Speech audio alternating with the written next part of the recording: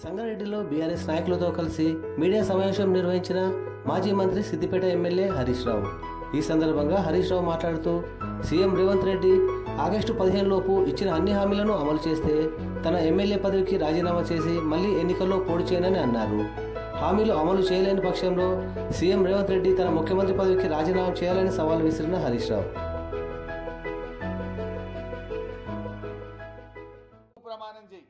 నేను ప్రమాణం చేస్తా. అమలు చేయకపోతే ముఖ్యమంత్రిగా మీరు రాజీనామా చేయండి. ఒకవేళ అమలు చేస్తే ఎమ్మెల్యే పదవికి రాజీనామా చేసి ఉప ఎన్నికల్లో పోటీ చేయకుండా నేను దూరంగా ఉంటాను. ప్రజలకు మేలు జరగడం నాకు ముఖ్యం. ప్రజల ఆకాంక్షలు ముఖ్యం. ప్రజలకు మీరు ఎన్ని మభ్యపెట్టిండ్రు? ఈ రాష్ట్రంలో అక్కా చెల్లెళ్లకు ఒక్కొక్కరికి నెలకు 2500 రూపాయలు ఇస్తామని చెప్పారు. ఇప్పుడు 4 నెలలంటే ఈ రాష్ట్రంలోని ప్రతి మహిళకు 10,000 రూపాయలు కాంగ్రెస్ పార్టీ బాకీ పడ్డది. వృద్ధులకు, వితంతువులకు, రాష్ట్రంలో 42 లక్షల మంది ఆసరా పెన్షన్దారులకు నెలకు 2,000 రూపాయలు బదులు 4,000 రూపాయలు ఇస్తామని మీరు హామీ ఇచ్చారు. మధ్యలో జనవరి నెల ఇచ్చే 2,000 కూడా ఎగ్గొట్టింది.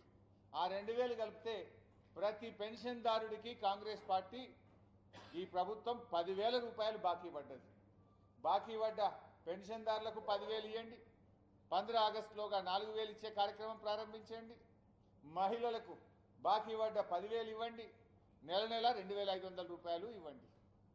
నేను తప్పకుండా రాజీనామా చేస్తాను. నేను రెడీ. నేను మాట మీద నిలబడేటువంటి తత్వం మాకున్నది. నేను రాష్ట్ర మంత్రి పదవికి రాజీనామా చేసిన. తెలంగాణ కోసం కేసీఆర్ నాయకత్వంలో 2 సార్లు ఎమ్మెల్యేకి రాజీనామా చేసిన. మాకు త్యాగాలు కొత్త కాదు. తెలంగాణ ప్రజలకు మేలైద్దంటే అంతకంటే సంతోషం మాకు ఇంకోటి లేదు. ఆగస్టు 15వ తేదీలో నువ్వు అమలు చేయి. నేను రాజీనామా చేసి ఎన్నికలకు కూడా దూరంగా ఉంటా. సోనియా గాంధీ స్వయంగా ప్రజలకు లేఖ రాసింది కదా. ఒక తల్లిగా నేను మాటిస్తున్నాను, 100 రోజుల్లో 6 గ్యారెంటీలు అమలు చేస్తామని చెప్పి. మరి మీ సోనియా గాంధీ గారు ఇచ్చిన మాట అమలు చేయండి అని నేను అడుగుతా ఉన్నా. డొంక తిరుగుడు మాటలెందుకు? బీఆర్ఎస్ పార్టీ అంటే నీకు ఎందుకంత భయం? నువ్వు నేరుగా ప్రజలకు ఇచ్చిన హామీ అమలు చేయి. నువ్వు 6 గ్యారెంటీలు అమలు చేస్తామని నెరవేరుతుంది ప్రతి గ్యారెంటీ అన్నావు. ఎడవైంది నీ ప్రతి గ్యారెంటీ? ముఖ్యంగా రేవంత్ రెడ్డి గారు 6లో 5 అమలు చేసిన, 6లో 5 అమలు చేసిన అంటాడు. ఏడ చేసినవే 5 నువ్వు? నేను చదివినిపిస్తా. ప్రతి మీటింగ్లో 6 5 చేసిన అంటాడు.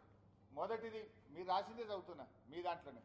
మొదటిది మహాలక్ష్మిలో మహిళలకు 2,500 రూపాయలు వచ్చినాయా? 2,500 ఇచ్చినవా నువ్వు? 2,500 నీ మొదటి హామీ అమలు కాలే. రెండవది రైతు భరోసా, ప్రతి ఏటా రైతులకు ఎకరానికి 15,000 రూపాయలు ఇస్తాను, అమలైందా? మూడవది వ్యవసాయ కూలీలకు 12,000 అని రాసినావు, ఇచ్చినవా ఒకరికైనా 12,000? నాలుగవది వరి పంటకు 500 బోనస్, ఎక్కడన్నా ఇచ్చినవా? మళ్ళీ యాడికెళ్ళి 5 గ్యారెంటీలు అమలు చేసిన అంటున్నావు. రైతులకు మోసం, మహిళలకు మోసం, పేదలకు మోసం, విద్యార్థులకు, యువకులకు, నిరుద్యోగులకు మోసం. నీ మేనిఫెస్టోలో అడుగడుగున నీది మోసమే. ఇలా నువ్వేం చెప్పినావు? యువ వికాసంలో 5 లక్షల విద్యా భరోసా కార్డు ఇస్తా అన్నావు. ఇంటర్నేషనల్ స్కూల్ పెడతా అన్నావు. ఎక్కడన్నా ఒక్కటన్నా జరిగిందా? చేయూత 4,000 నెలసరి పెన్షన్ ఇస్తా అన్నావు. ఎక్కడ పోయింది 4,000 పెన్షన్? ఇందులో ఏది అమలు చేయకుండానే ప్రజలు అమాయకులు అనుకొని 6 5 అమలు చేసినా, 6 5 అమలు చేసినా అని నువ్వు బురిడి కొట్టిస్తున్నావు. ఇది నేను రాసుకొచ్చింది కాదు. ఎలక్షన్ల ముందు నువ్వు పంచరంగుల ప్రచారం, టీవీల్లో, పత్రికల్లో ఫుల్ పేజ్ యాడ్లు వేసుకుంటూ ప్రజలను నమ్మించిండ్రు. మీరు బాండ్ పేపర్ల మీద రాసి నమ్మించిండ్రు. చివరికి సోనియా గాంధీ గారిని కూడా వాడుకొని సోనియా గాంధీ గారి చేత తెలంగాణ ప్రజలకు లేఖలు రాయించిండ్రు. అట్లన్నా నమ్ముతారేమో అని చెప్పి సోనియా గాంధీ గారితో చెప్పించి, రాహుల్ గాంధీతో చెప్పించి, ప్రియాంక గాంధీతో చెప్పించి, మీ కాళ్ళల్లో పట్టుకొని, చేతులల్లో పట్టుకొని, మొక్కి మొక్కి మీరు ఓట్లు వేయించుకున్నారు కదా. గవి అమలు చేయమని మేము అడిగితే ఎందుకు ఈ డొంక తిరుగు మాటలు? ఎందుకు అబద్ధాలు మళ్ళీ మళ్ళీ చెప్పే ప్రయత్నం చేస్తూ ఉన్నారు? ఎందుకు తొండి రాజకీయాలు చేస్తూ ఉన్నారు? అందువల్ల నేను స్ట్రైట్గా అడుగుతా ఉన్నా. ఎల్లుండి ఉదయం 10 గంటలకు నేను అసెంబ్లీ ముందు తెలంగాణ అమరవీరుల స్తూపం ముందుకు నేను వస్తున్నా. రేవంత్ రెడ్డి గారు మీరు దేవుళ్ళ మీద ఒట్టు పెట్టి చెప్తున్నారు కదా, ఆ ఒట్టు నిజమే అయితే, నువ్వు అమలు చేసేది నిజమే అయితే రండి, అమరవీరుల స్తూపం దగ్గరికి రండి, నేను కూడా వస్తా. ఇద్దరం అమరుల సాక్షిగా ప్రమాణం చేద్దాం. 2 లక్షల రుణమాఫీ ఏకకాలంలో చేస్తామని, 100 రోజుల్లో 6 గ్యారంటీలు 13 హామీలు అమలు చేస్తామని ఎన్నికల ముందు మీరు, సోనియా గాంధీ గారు అందరూ కలిసి ప్రజలకు ఇచ్చిన మాటను ఆగస్టు 15లోగా అమలు చేస్తామని మీరు ప్రమాణం చేయండి. నేను కూడా ప్రమాణం చేస్తా. మీరు చెయ్యాలనే కోరుకుంటున్నా, ప్రజలకు మేలు జరగాలనే ఆకాంక్షిస్తున్నా. అది జరిగితే ఎమ్మెల్యేగా రాజీనామా చేసి ఎన్నికల్లో పోటీ చేయను. లేదంటే నువ్వు ముఖ్యమంత్రి పదవికి రాజీనామా చేయడానికి సిద్ధంగా ఉన్నావా? సూటిగా రాయిగా, నువ్వు డొంక తిరుగుడద్దు. నువ్వు దేవుళ్ల మీద ఒట్టిపెట్టి చెప్పింది నిజమే అయితే రా, గన్ పార్క్ దగ్గర రా, అమరుల సాక్షిగా ఇద్దరం ప్రమాణం చేద్దాం. లేదంటే నువ్వు దేవుళ్ళను కూడా మోసం చేసినట్టే. ఎందుకంటే నీ చరిత్ర ఉంది కదా, కొడంగల్ రాజకీయ సన్యాసం తీసుకుంటామని నువ్వు మాట తప్పింది తెలుసు. 9వ తారీఖు నాడు ప్రమాణ స్వీకారం చేసిన నాడే రుణమాఫీ చేస్తా అని మాట తప్పింది ప్రజలకు గుర్తున్నది. అది కుర్చీలో కూర్చున్న నాడే 6 గ్యారంటీలు 13 హామీల మీద అమలు చేస్తా అని మాట తప్పిన విషయం తెలంగాణ ప్రజలకు మదిలో ఉన్నది.